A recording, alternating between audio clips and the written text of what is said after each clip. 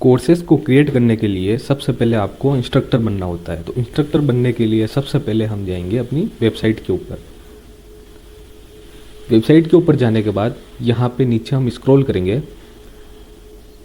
Scroll करने के बाद यहाँ आता है बिकम इंस्ट्रक्टर, यहाँ से हम ज्वाइन करेंगे। यहाँ से ज्वाइन करने के पहले हमको आता है क्रिएट अकाउंट का ऑप्शन। अगर आपका अकाउंट क्रिएट है तो ठीक है, नहीं तो आप यहाँ से क्रिएट कर सकते हैं।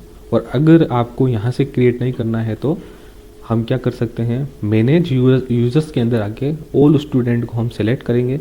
यहाँ से आप एड न्यू स्टूडेंट कर सकते हो। यहाँ पे आपका नेम फिल करना है, ईमेल फिल करना है एंड पासवर्ड फिल करके सेव करना है, तो आप एक स्टूडेंट बन जाओगे और यहाँ से आप डायरेक्टली अपनी स्टूडेंट वाली आईडी को लॉगिन कर सकते हो। लेकिन हम यहाँ पे पूरा प्रोसेस देखेंगे। यहाँ पे मैं अपना नेम टाइप करता हूँ, अपनी ईमेल टाइप करता हूँ एंड पासवर्ड हम रखते हैं 1 2 3 4। कन्फर्मेशन पासवर्ड के लिए 1 2 3 4 करेंगे और साइन अप करेंगे।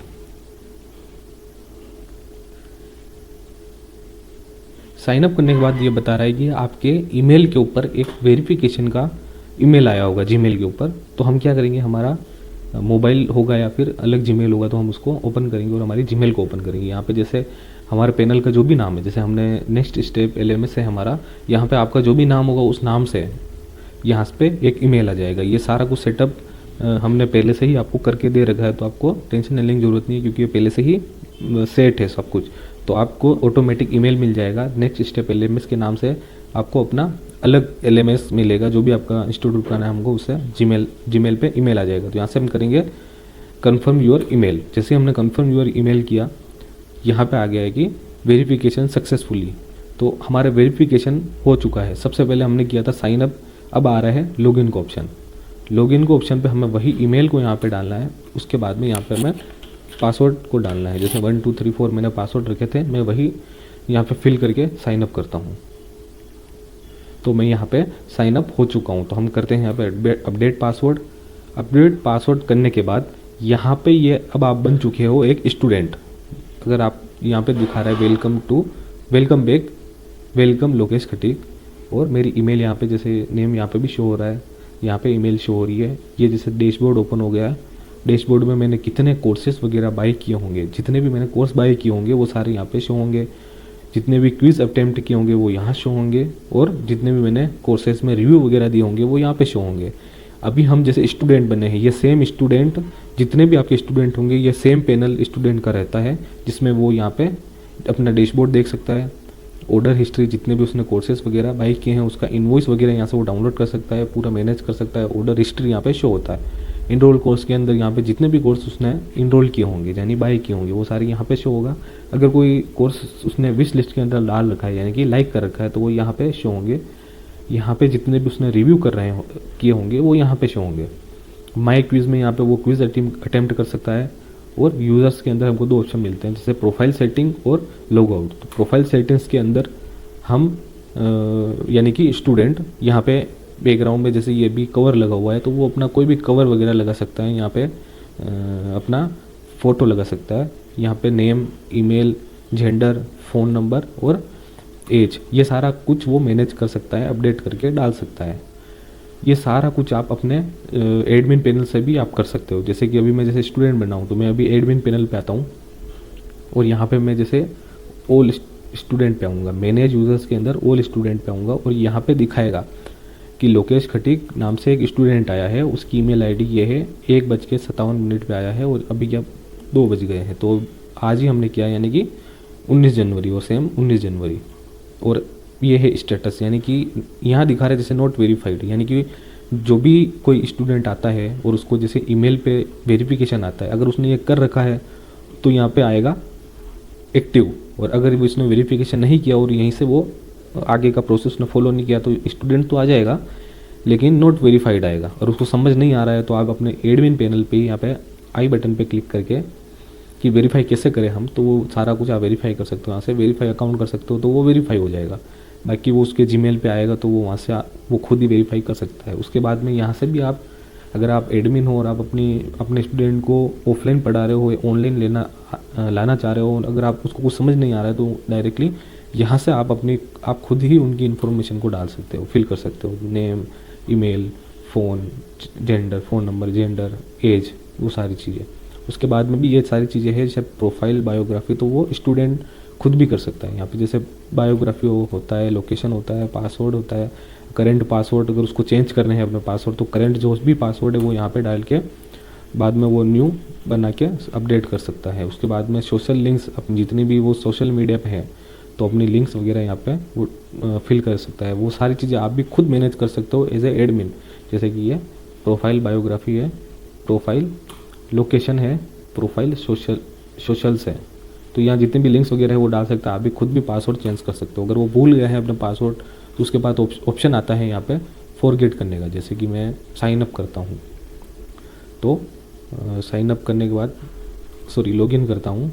लॉगिन करने के बाद यहाँ पे जैसे फॉरगेट का ऑप्शन है, अगर कोई स्टूडेंट पासवर्ड भूल गया तो यहाँ से भी फॉरगेट कर सकता है, और अगर आपसे कांटेक्ट करता है तो आप यहाँ पे पासवर्ड चेंज करके दे सकते हो।